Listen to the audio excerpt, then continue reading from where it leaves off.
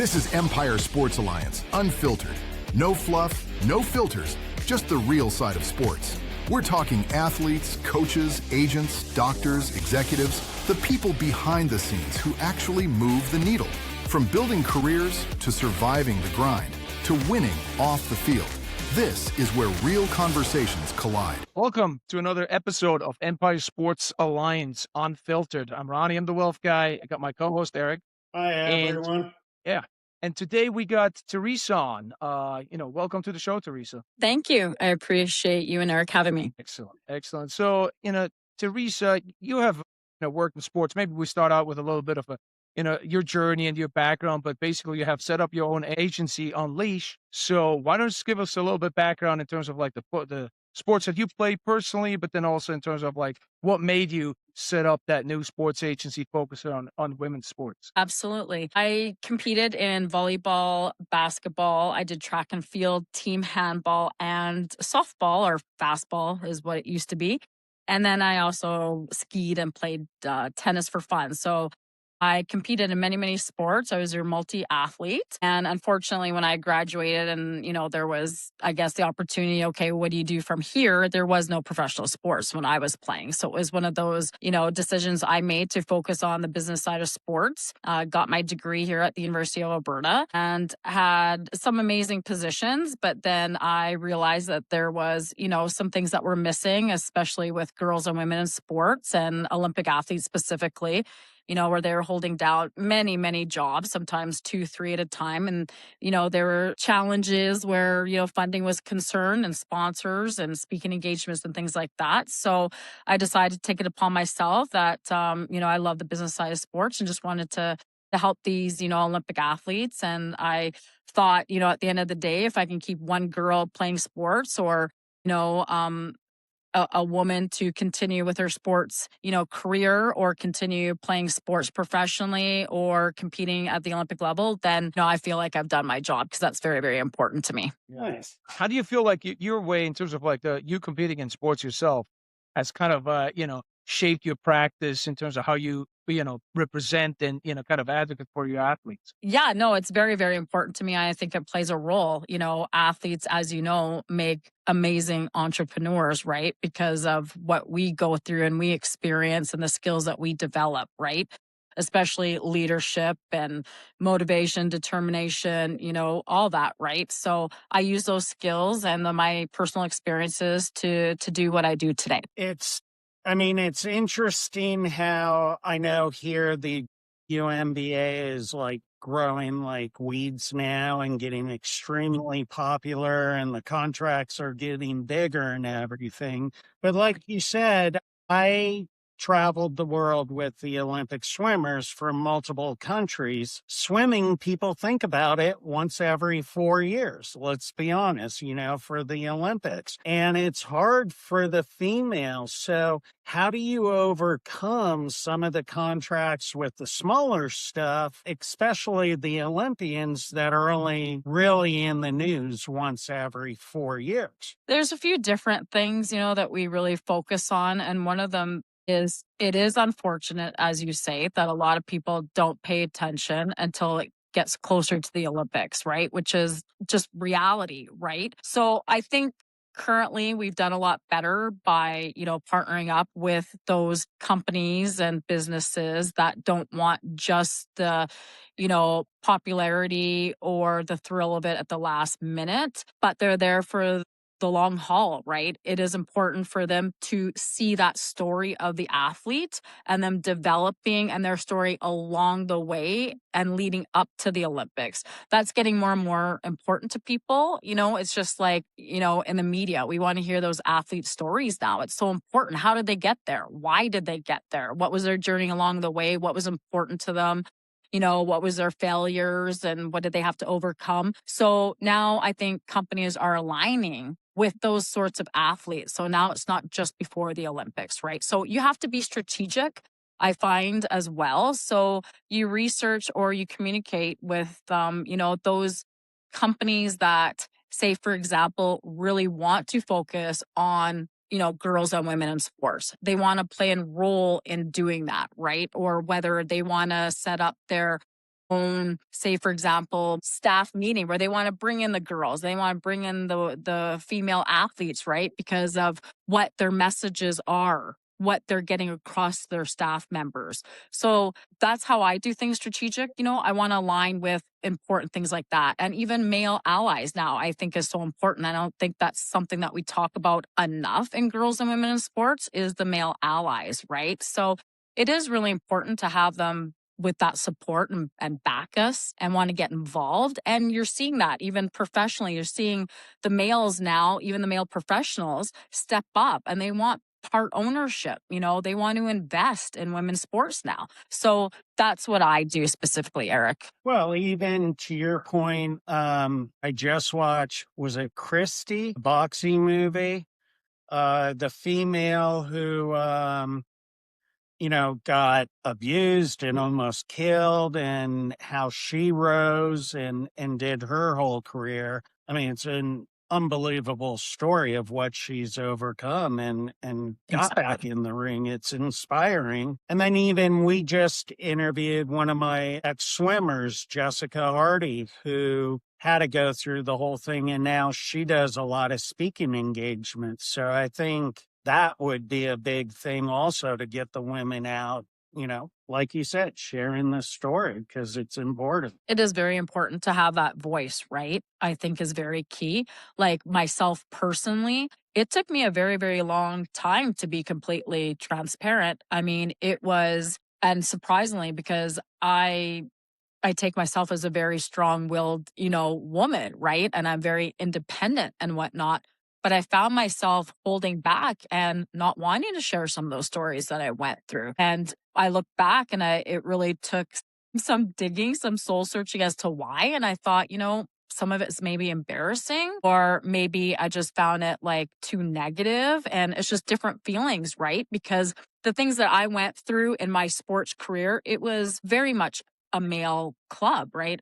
A boys club, right? So when I stepped into some of my roles, especially in this professional sports scene, and was treated differently, and the things that I had to overcome, even myself, and comprehend why and what was going on, because I would reflect and I'm like, I'm doing an amazing job, right? Like I'm doing things that other people are not doing. And you think that that would be rewarded, but it was not rewarded. It came back to bite me in a very negative way that I didn't understand at the time, right? So it was like, how can I be treated so differently and discriminated against than everything else, and not taken serious as a woman, right? And to the point where I was basically pushed out the door. And I didn't share those stories. And I just started getting recently comfortable with sharing it because I have a voice just like we all do, and those other girls and women. And I think it's very important to share that voice and those stories,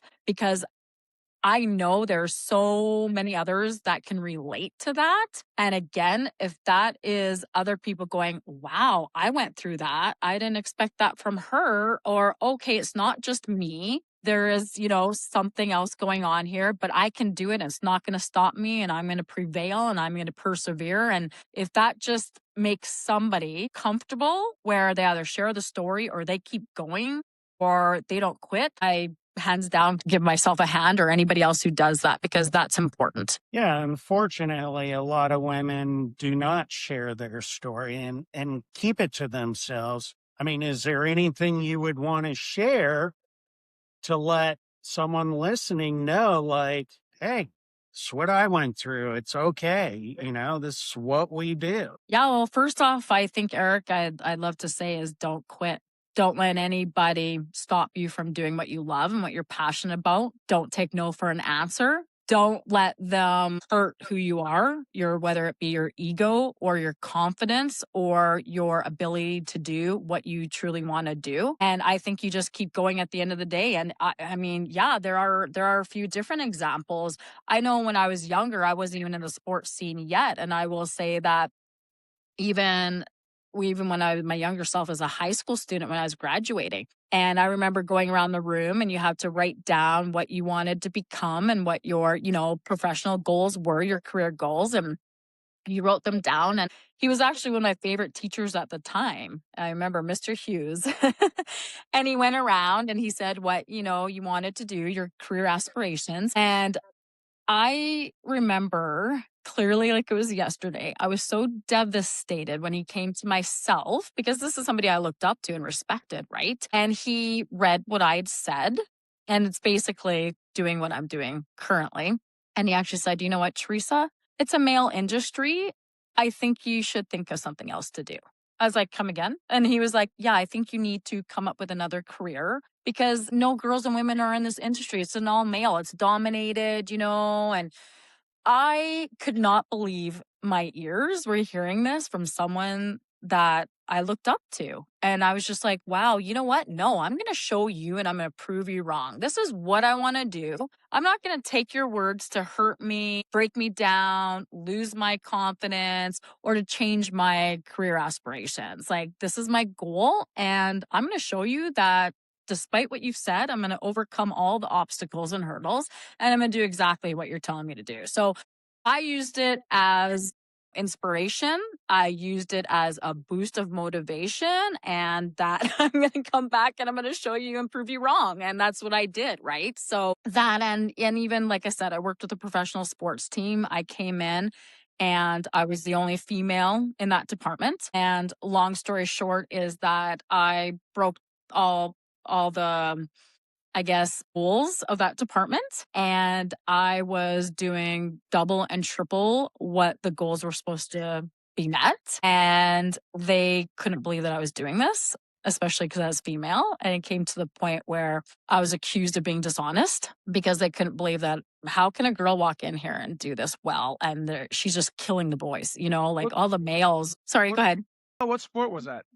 It was hockey. It was hockey. Let's be honest, though. Females are very good at negotiating stuff because you don't have the ego. You're much more calm and collective. Yes. You guys are much better at getting your words together and the point across that's not necessarily putting someone down and this and that. And, I would think you would be, are successful because of that, I appreciate those words, Eric. I was very determined, right? One of my skills is negotiating, right? So I didn't know how to talk to people where some of them were lacking that, right? And an understanding from listening to someone else's stories, right? Things like that. But it's something else when you think somebody is accusing you of not doing your job correctly, or you're not being truthful and honest about it because you're doing so much better than the other male counterparts, right? So it was a little disturbing to me. And like I said, it was just from that and how I was treated. Another example is, okay, well, Fridays is a relaxed day. So you can wear denim, you can do whatever every Friday. And I remember I came in there and they weren't even denim, but they were like, dressy women's, dress pants, but they looked similar to denim, but they were not. And I was told that I couldn't wear them to work anymore. And I was like, excuse me, I think Friday's relaxed days. I'm not even wearing jeans. The males are all wearing jeans. These aren't even jeans. They're dress pants. I couldn't wear them anymore, apparently. So yeah, it was difficult. It was very extremely difficult to the point where they just wanted to push me out. They're being very discriminating. I'd be having in meetings and they would all gang up on me. And yeah, they couldn't handle it. A successful woman. And it was really too bad. I was disappointed, to say the least, and I was very shocked. Yeah, it just made me, though, keep on trucking. And like I said, it got me as a stepping stone to where I am today. I didn't let it break me, or stop what I was doing. Instead, I just carried that over. Well, you'll be happy to know I have a daughter who is a freshman at University of Arizona who is majoring in sports management. Awesome. So if you need an intern remotely, she could help. Oh, that would be amazing. I'll take you up on that. We'll have her listen to this one for sure. Awesome. That's awesome, Eric. So in regards to, or regarding the, like the women that you work with, is there a particular sport that you focus on over others, or is it fairly broad in terms of like the sports that you cover? And then as a follow-up to that, in terms of like the sports that you do cover, you have some recent examples you mentioned initially in terms of like, the male athletes supporting in that, on that side. I think most recent for me is probably Olympic hockey, I would say, but like what are your examples in terms of sports and then also where you see like the male side of things really being very supportive? Yeah, no, thanks. Good question, Ronnie. It's very broad. I don't, you know, focus in one particular sport. And I think that's just for myself as well, because I did many sports and I don't think that'd be fair just to focus on one. Um, Olympic athletes seem to be most of my clientele. But for example, I'm working with a very young golfer right now, and I've had multiple people internationally that play soccer or football, as they would call it, contact me and things like that. So very broad. And I like to keep it that way because I don't like to close the door. And I'm, again, all about the stories, right? So that's important to me. And with regards to males and things like that, I mean, what was it? I think, God, now I'm going to be put on the spot, probably take this or get this very, very wrong. But I know, for example, Andre DeGrasse, right? I mean, he's our sprinter and he's our Olympian right here, and I know he's gotten involved, I believe, with soccer, here in Canada, because it's really, really important. So he's backing up now that team, right? And I've seen it even with the NFL. I've seen it with many athletes, even Mahomes, he's there and he has ownership now with that. So lots of males are now stepping up. I know there's a lot more than I'm, just throwing out there right now, but I've, had individuals ask me, how they can get involved, right? So they've been like, okay, Teresa, even not a podcast like we are currently, but even, during a meeting, okay, how can I support either your Olympic athletes or girls in general, women in sports? What can I do?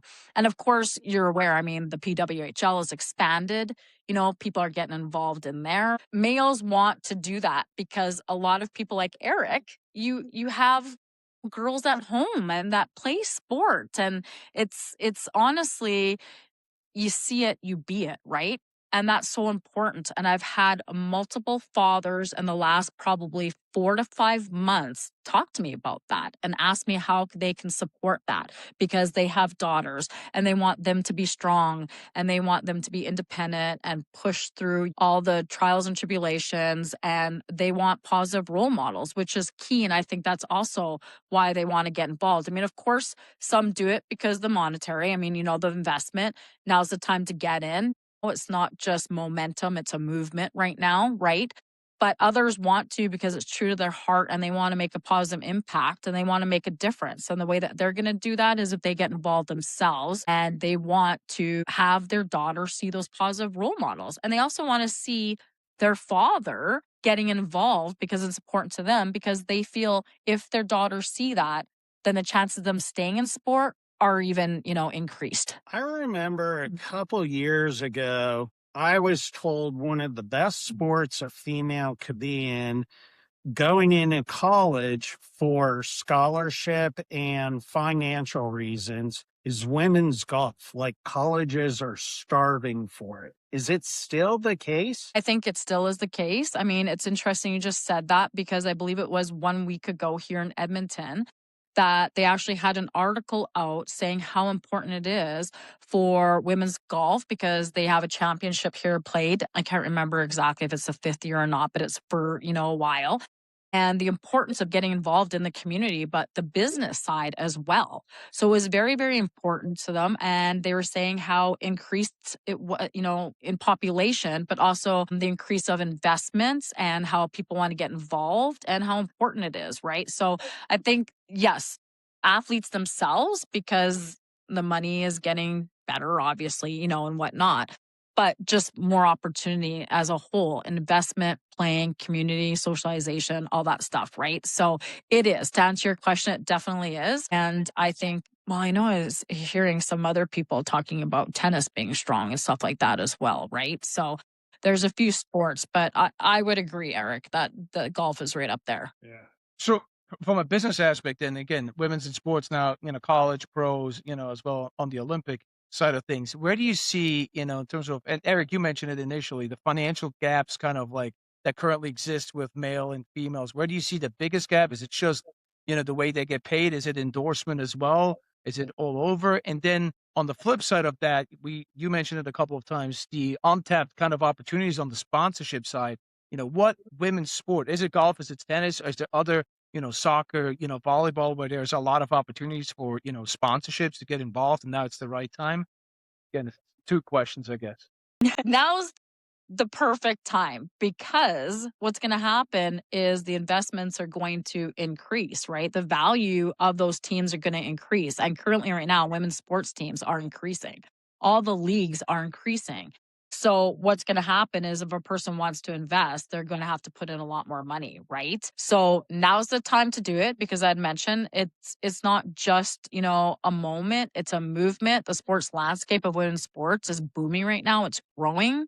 So I would say there's a lot of untapped opportunity, but we're getting better. Like, people are getting better. But volleyball, of course, as you see, I'm sure it's increasing. It's booming. I mean, when I was playing volleyball, like, there was nothing like this. Like I said, there was like nothing. When I graduated, it was like, okay, well, now I'm either going to play for fun, or you know what I mean? But the opportunities now, especially, I think volleyball is one of the ones that surprised me the most. Tons of opportunity there, whether it be beach volleyball or league play, right?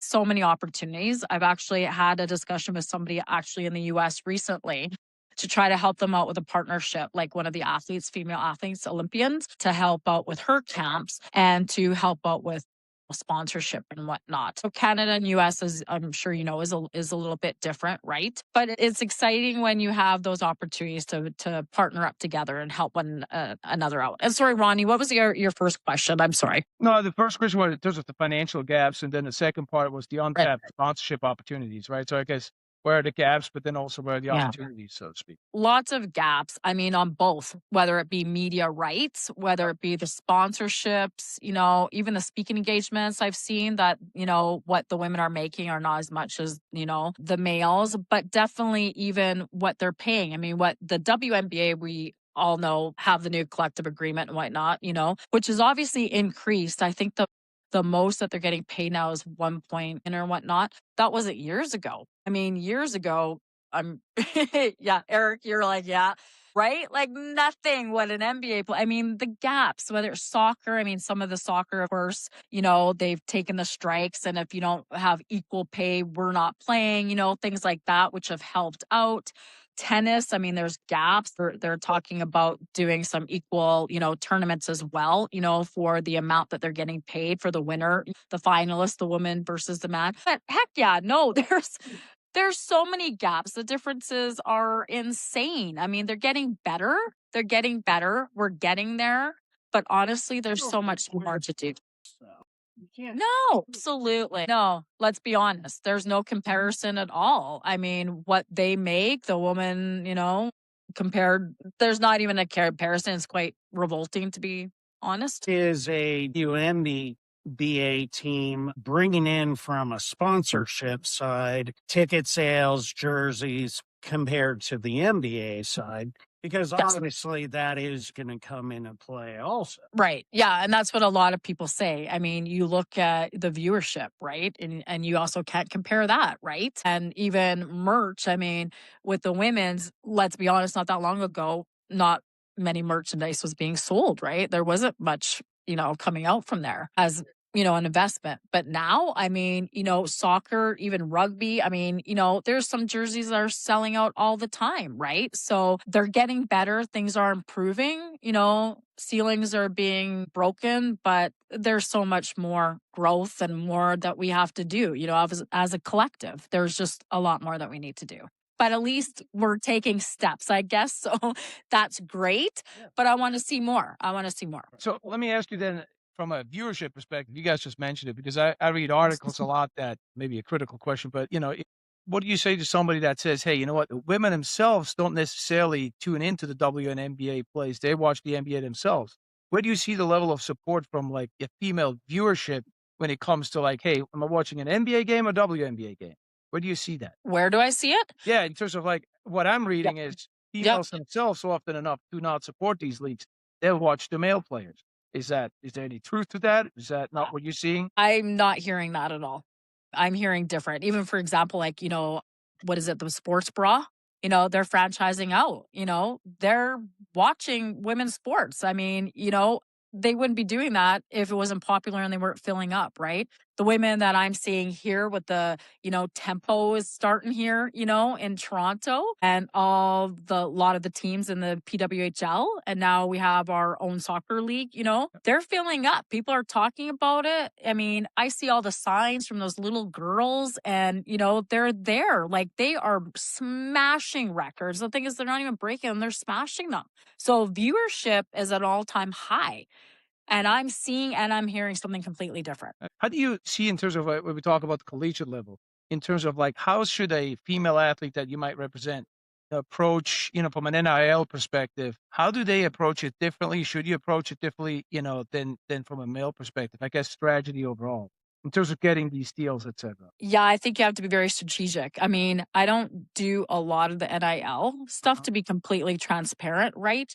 But they are a little bit different, and I think you have to be strategic. I've communicated with different people like that, and I'm seeing I'm seeing a lot of deals being made and whatnot. That's a good question, Ronnie. I mean, from that perspective, just because I haven't done that one, you know what I mean? But they're going to be different. I mean, you've seen like the basketball shoe and, things like that are being done for women in sports right now, whereas before you never would see that. So, I mean, again, I think records are being smashed. I just think that, like I do, researching how I'm going to approach a brand or someone who supports a girl in women's sport, I think that's how you got to approach that as well, right? Oh, makes sense. So let me ask you a little different question then. On the health and longevity of a female athlete, obviously it depends on the sport and all that stuff. I get picked up by a ton of male athletes and they fly me all around to treat them and take care of them and stuff.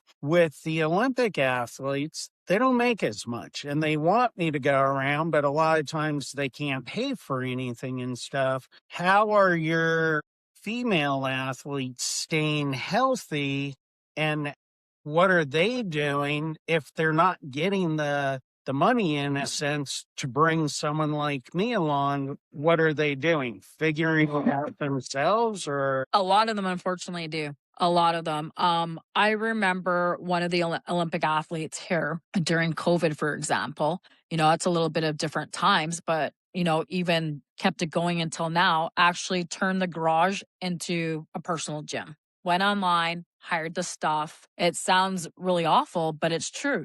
They Google stuff, right? They, reach out, they talk to who they can, they order the equipment that they can, they set up their stuff at home in their gym, things like that. Because as you said it's unfortunate, but yeah, Olympic athletes don't have the funding like professional athletes, let's be honest, right? Their budget's a lot lower. They can't afford a lot of times people like yourself, right? So they're reaching out for free advice. They're asking for favors or to help out. Or if you can provide this, then you know what? I'll, wear your shirt, during my training. It sounds awful, but that's what they're willing to do, right? Because that's at stake, right? You do compete every 4 years. Heck, you might even have like 1 second on the global stage. You're done in a second. See you in 4 years again, right? Like they're busting their asses, excuse my language, for 4 years. You're on there for seconds and then see you later in another 4 years, right? They put in just as much of training, strategy, working out, physiotherapy, whatever, right? Practicing all that other stuff that other athletes do. So why should they not get the type of funding? Or why can they not get and access people like yourself? Like sorry, it pisses me off, because I feel for them. They work just as hard and they're so passionate and then represent their country that they just love, right? And then how they're treated is just, I think, so unfair. It really, truly is. So, yeah, Eric, they try to use the resources whenever and however they can, right? Sometimes it's even family pulling together for that support, right? And having friends that maybe they know somebody, or let's set this up myself and, do what I can, right? It's unfortunate, but it does take a village. yeah. Are you familiar with the female triad? A lot of female athletes, when they overtrain and the repetition and all that, you get the fatigue, you have the menstrual cycles going, you have hormones, obviously, and then the bone density has affected any of your athletes. And are you a counselor or a therapist at times to help them get through those hard times? I am. I mean, in different areas, maybe perhaps not some of the ones that you have, but injury has come up. I've had an Olympic athletes that, one of them in particular that was, out in Europe, and she called me in the middle of the night. I think it was like 2 a.m., just in tears, right? Because she had an injury. Olympics weren't far away. What am I going to do? Right? Like, I'm stressed out. My body's not reacting to this. I'm worried. What if I mess up on my Olympics and, things like that. Right. So absolutely, you are a counselor. To myself, I'm an agent. I don't even call myself an agent, because to me, I look at it as a team, right? Like, that's almost like my partner, right? Whoever I represent. So I act as whatever I can at the moment to get them through, to assist them. If they need something I can't provide, I will find it for them, right? But a counselor, absolutely. An ear, for sure. And I always let my athletes know that I'm available 24/7. I'm not here to help you with your contracts or just find you a speaking engagement or a partnership. We are a partnership. We are a team. And whoever I can help you, I will be there. If that means like working something out or they're not feeling good, I find it as my job, because then that impacts their mental, psychology, things like that, how they perform, how they train, things like that. Right. And I don't want to do that. And another reason I do what I do is because then they can focus on their training and their competition. Because if they're worried about all these other things, how can they do that? I want them to focus on the important stuff so they can compete at a high level and that they excel and do well. So whatever I need to do, I'm it. I hear you on that. Well, if you Yeah. don't mind, let's take a quick break here, step aside here for our wacky unfiltered stats, and we'll be right back. All right, Eric, let's talk about the wacky stats, which in this particular segment, they're less wacky, but more just amazing with some of these female athletes. Let me start out with this. So, just to give you an idea, Serena Williams in tennis obviously won 23 Grand Slam single titles. That's the highest in the Open era, and it's a pretty amazing stat. Wow. All right. So let's talk about energy. Female Olympians run, and train so much that they collectively burn enough calories to power a small city or at least a very intense spin class. That certainly is. All right. So we talked about the WNBA a few times here already during our episode. Lisa Leslie, she was the first player ever to dunk in a WNBA game, and she's a two-time champion. So, wow. Not bad. All right. Professional female athletes consume enough post-practice snacks to empty a grocery store, but somehow they leave the healthy stuff still. Cool. Awesome, man. Well, let's get back to the episode. All right. All right, Teresa, we discussed several things in terms of like obviously, preparation, working with athletes, NIL, partnerships, media, etc. But what about, in terms of life after sports and the long-term planning in terms of like, how should athletes, especially, and I don't know, maybe it's not different, but women prepare for life after the competition? Good question, Ronnie, again. Yeah, I think, a lot of them are questioning, what they want to do and how they want to finish. Retirement's not very easy, to be honest, to come to that conclusion is very emotional, right? And difficult. But I think like planning, to be honest, I think a lot of athletes are struggling, like when, first of all, to call it quits and what do they do afterwards, right? I think that's one of the biggest questions right now. They want to contribute and they want to still be passionate about what they want to do, but they don't have an exit strategy, which I think is really good planning for a lot of athletes. And I think having ideas of, after sport, do I still want to be involved in that sport? Do I want the business side? How can I contribute? Because I think a lot of these athletes don't understand their skills, as an athlete. They just see it as I'm just, I'm an athlete. I've been competing. I've been playing for so many years. Like, what can I contribute? Right. And that's heartbreaking when you think about it. But it's like, no, you have tremendous skills in all these areas. So, you know, what are some of those things that you enjoy? Some of those questions that they ask, or I see, it's interesting because you think all these athletes are so motivated and confident and stuff like that. But when it comes to retirement, it's like all of a sudden a lot of their confidence is gone and they don't know what they're good at outside of sports or when they're done. So I think it's really important for them to have that time to reflect, talk to other individuals, get that experience and understand their transferable skills. Like, I see this in my practice a lot, right? From a wealth management perspective, working with athletes. I think a lot of the athletes do not realize that they are a business. They are the business, So then, yes, Yes. of course, they're following their sports. Eric and I had these discussions with several, subject matter experts, be that on the tax side, the legal side. But there's a lot of preparing to do while you're playing, in terms of like when you're done playing, right? There's a lot of things that, you could set yourself up for success in terms of be that making, connections with the coaches, or again, if you want to, go into media, whatever it is. But I think they don't realize that they're actually a business because they're following the sport that they love, right? I agree.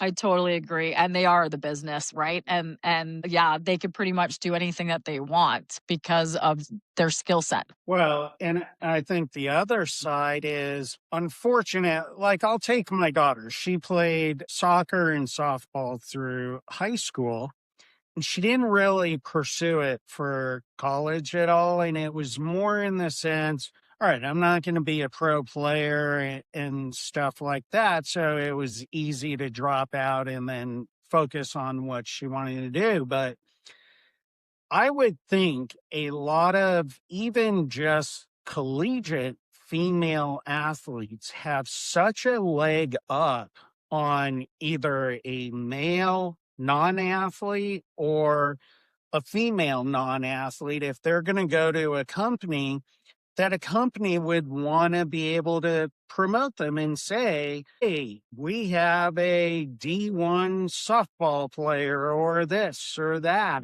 And it's kind of like their own sorority in a sense also, going into the professional world. I would think that would give them a little boost, especially if you're an Olympian and then doing that. Absolutely. I mean, having that on their resume or just talking to someone as soon as they said, oh, well, I'm a retired athlete. I was in the Olympics. It's like, okay, you know what I mean? Like right away. And that's why a lot of individuals like them coming out for those speaking engagements and things like that. Right. So, yeah, no, I agree. They're wonderful assets to, I think, any company. Do you have any Absolutely. recent success stories in regards to athletes transitioning into business, media, entrepreneurship? Well, I have like the Olympic athlete I used to work with was Haley Daniels. She's, an Olympian. And now, she's doing sponsorships herself. She's working with sponsorships, right? So, she's gone out there and tackled it, right? A couple of my other athletes,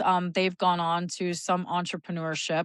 Not the media side. I don't find that very much, to be honest, which is too bad. But they do follow their dream. And most of the time, they still stick to sports. That's what I'm seeing with a lot of the athletes that I've seen and worked with, is that they're still involved in sport, which is great, especially when you see someone like Haley who still has the sponsorship side of things, right? Because that's been an interest and she's great at it, right? So, no, I've seen them do a lot, which is great. Good for them. More and more. Let's go. Let's, smash that ceiling and keep on going. But those are the stories that I like to hear. Before we fire off our walk-off 10, right, that Eric loves so much, what's the one piece of advice you would share with the, young girls out there, looking at, chasing their sports dreams right now? What's if there is one thing, I'm sure it's several, but there is several things. One thing I'd share, just never give up, never stop believing in yourself. You can do it. You can do it. Don't listen to the other voices. Stick to your passion. Don't give up. You got it. All right. So we do what's called the walk-off 10. I'm going to ask you 10 true-false questions. Some are fantastic. We'll see. Just have fun with it. So your networking skills rival a team's full court press. I can't hear you anymore. Sorry. Can you hear me? I can hear you now. Okay. So your networking skills rival a team's full court press. True or false? True. I have to think about that one. You keep a calm face even when a deal goes into overtime. False. The honesty, that's good. Your job description includes part strategist, part counselor, part hype coach. True. Yep, we did that. You celebrate the wins quietly, and then you send out 47 emails. Funny. False. Right? Right? It's less than that, but yeah. You know every athlete's stats and favorite snacks. Every athlete's. I don't know. I might get in trouble for that one. I'd probably say false. Not everything. Yeah. All right. Your negotiation style is firm, fair, and occasionally funny. You schedule meetings around training sessions and game days. False. Your motivational speeches deserve their own locker room. Yes, true. You could turn a small opportunity into a big sponsorship. Okay? You consider every athlete's success a team victory. Sure. I would think so. I would think so. I'd hope so. You got a great spirit and personality. I mean, congratulations on everything you've done. It's cool to see it and exciting. Thanks, Eric. Truly, that means a lot. Thank you kindly for the nice words. And appreciate, again, you sharing all the stories and all that stuff, going a little bit into detail. I think that's great for the audience as well. So thank you very much there, Teresa. Appreciate it. You're welcome, Ronnie. I hope I did okay. I hope, like I said, if it impacts or does, something for one girl, one woman, anything like that, then that's what I strive for, right? So that's all I want. So hopefully it didn't suck. Like I said, my daughter will watch this.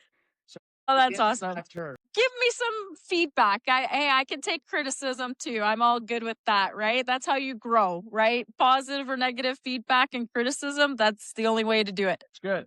Thank you. It's been awesome. Thank you both for having me and allowing me to join you with this. It's been fun, and hopefully, we'll stay in touch, and who knows, maybe I'll be in warmer weather soon. Let's hope so.